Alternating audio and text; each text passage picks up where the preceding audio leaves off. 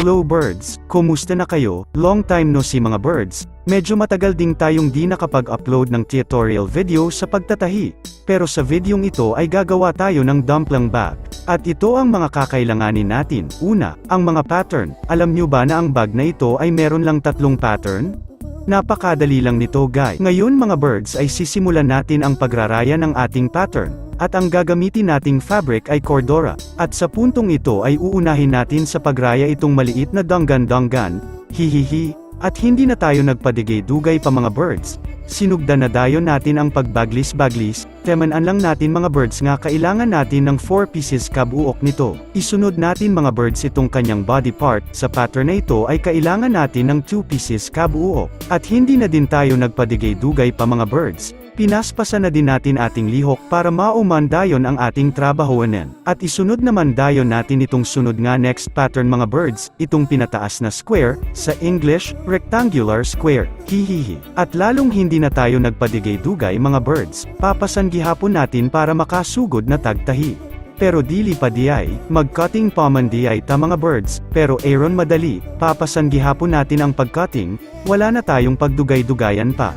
Di ba sabi nila, ang taong mabilis, madaling mapagod, kaya dapat balihan, para di mapagod, hihihihihi. At sa puntong ito mga birds, ito na ang mga nakutting natin na mga tela base sa ating pattern, kaya ano pang hinihintay natin mga birds? Tahiyan na natin ta. Ang una natong gawin is ikabit natin ang zipper sa body ng dumpling bag. Sandalang ninyo mga birds kung anse akong gahimo para di mo maglisod, pwede rapad ninyo slow motion mga birds para masundan gayad ninyo kung Johnson ako pagtaod ang zipper, sayon rajad kaayo na birds. Mora rakag magpraktis og sulat.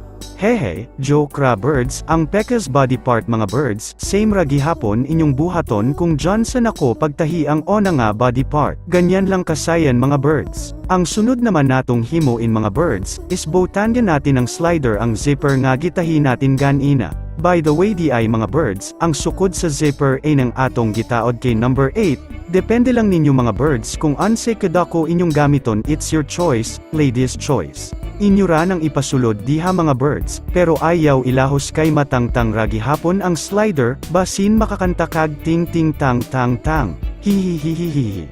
Ug sa puntong ito, tataod na natin ang dalawang danggan-danggan sa aseg katumoy sa zipper, alright, sandalang ninyo mga birds kung anse akong gahimo, kamo na lang ang mosabat kay kapoy nakog pinaslang og estorya, pero joke ra, hehehehe. Og sa Pekka's tumoy sa slider mga birds, same lang ding ang hehe mo inyo, ako na lang gipaspas akong lihak mga birds para dali maoman. Let's find out kung ansay na'y progress sa atong gitahi after mataod ang duha ka danggan-danggan. Bulaga. Ngayon, ari napad ta sa sunod next step birds, ang tiyan-tiyan sa dumpling bag. Ang atong himuon ani mga birds, same ra ganina, atong esompay ang nahibilin nga dalawa ka danggan-danggan padulong sa tiyan-tiyan sa dumpling bag. What a nice, tan-awa lang gihapon ninyo mga birds kung Junsan ako pagtaod, kung pananglitan naglabog mo. Replay lang ninyo, what a nice. So mao na ni ang result mga birds, na connect na nata ang danggan-danggan paingon sa tiyan-tiyan after ana, atong kuhaon ang center og batangan natin ng gatla. Same din sa Pekka's side. Batangan din natin ng gatla, pero wag dako kaayo mga birds. Maliit lang ang importante, makita. Ug syempre di pod nato kalimtan, batangan pod di ay nato og gatla ang body nga gitahi nato ganina. Hanapin lang din natin ang center mga birds. Maliit lang din na gatla, ang importante, makita. Kay kana atong basis anya para dili mahiwi ang bag. Karon birds, ang sunod nga next step nating himuin is atong prepare ang strap or sling. Dayon ang sukod sa akong gigamit nga strap is 1 meter ang putol. Then ang gidekon is 1 1/4. Depende ra ninyo birds kung unsa kataas ang strap, it's your choice, ladies choice. Sunod mga birds, nigamit ta diri og plastic nga adjuster, 1 1/4 gihapon ang sukod. Maghimo ra ani kag tutorial kung unsaon pagtaod ani mga birds. Dayon, atong tahion. Pero gikapoy naman kag istorya mga birds, magpapulis ako. Honey, anhi sagud. Pulihi sa ko diri. Yes honey, no problems, ako napod. Karon mga honey, ay, birds di ay, hehehehe. Continue ta sa atong tahi, mauni ang forma karon. Sunod natong himuon, atuning batangan og square ring. Inggan anila ang pagtaod sa square ring birds, pwede ra ninyo slow motion para masundan gayed. Esok-sok ninyo diha, dayon diri, dayon didta. Ana-rana birds, suksok rana ninyo dayon berahan, dayon maunana dayon ugmaw niyang porma mga birds.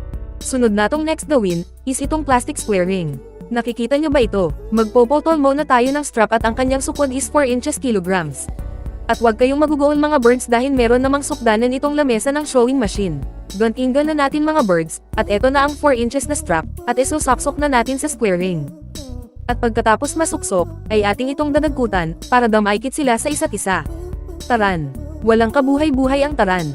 At ang sunod nating himo-in birds is atin itong itatahi sa tumoy sa danggan-danggan sa body. At ganyan din ang himo-on natin sa pecos side mga birds. Ugmaw na ni ang resulta sa atong gitaod nga strap. What a nice, amazing. At ngayon mga birds, naanata sa atong second to the last nga step sa atong gitahi nga dumpling mga birds. Oras na para simbolo nato ang bag. Atong kuhaon tong tiyan-tiyan, dayon atong ipatong sa body. Kahinamdem mo sa mga gatla nga giinggan sa akong honey ganina mga birds. Ato na silang i-align, panya diha ta magsugod og tahi. Pahinamdam diay mga birds, nga, sa pagsimbol sa bag, nagkinahanglan ni og teknik. Panangkamuti gayad mga birds nga ma-align tong mga gatla, para dili mahiwi ang imong dumpling bag. Kay kung mahiwi gani, ang tawag ana is dili na dumpling bag, kundi empanada bag, hihihi. Rock and roll to the world. Alright, ayos na tayo dyan mga chong. And finally birds, nasimbol na ang dumpling bag.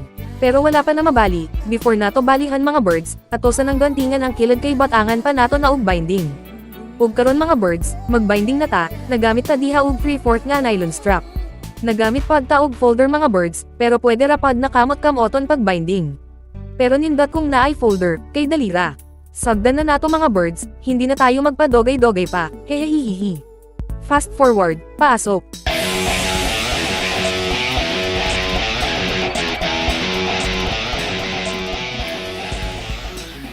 At eto na ni ang resulta sa binding mga birds. After matapos og binding, balihan na natin ito. Hindi na tayo magpadogay-dogay pa kasi excited na tayong makita ang forma ng dumpling bag. At finally mga birds, mauna ni ang final product, dumpling bag. Salamat sa pagtanaw sa akong video. Please like and subscribe for more tutorial video. Hanggang sa susunod nating pagkikita, paalam.